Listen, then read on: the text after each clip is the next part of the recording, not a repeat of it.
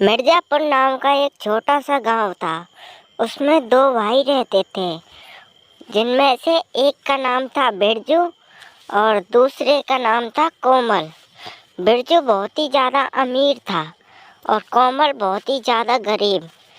कोमल के पास खाने के लिए कुछ नहीं था।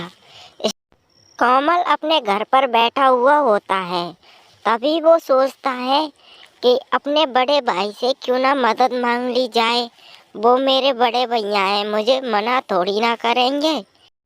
फिर वह अपने घर से बाहर निकल गया और रास्ते में चलते चलते धीरे धीरे वो अपने भाई बिरजू के पास पहुंच ही गया।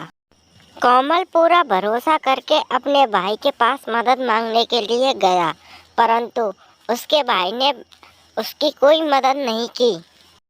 कोमल के पास खाने पीने के लिए कुछ बचा ही नहीं था, इसलिए वह एक दिन अपने घर के बाहर बैठा बैठा सोच रहा था कि अब तो मेरी मदद मेरे भैया ने भी नहीं की और कोई भी मेरी मदद नहीं करेगा।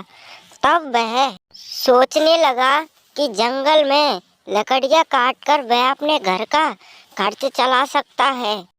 फिर वह जंगल की ओर निकल पड़ता है और धीरे धीरे जंगल में प्रवेश कर लेता है। फिर उसने जंगल में ढेर सारी लकड़ियाँ काट कर कुछ पैसे इकट्ठे कर लिए। फिर कोमल सोचने लगता है कि वह इन पैसों से एक भैंस खरीदेगा और उस भैंस का दूध बेचकर वह कुछ पैसे कमा लेगा। फिर कोमल ने बाजार जाकर अपने लिए एक भैंस खरीदी और वह उस भैंस की सेवा करने लगा। और वह जब दूध देती थी, वह उस दूध को वह अपने गांव में बेचने के लिए जाया करता था। उसने कुछ पैसे जमा करके अपना घर बना लिया और धीरे धीरे वो एक अमीर आदमी बन गया। फिर वह अपने घर में अच्छे से रहने लगा। कोमल एक ईमानदार व्यक्ति था। वो जो कोई आता उसकी मदद किया करता था। इसी तरह से हमें भी सब लोगों की मदद करनी चाहिए।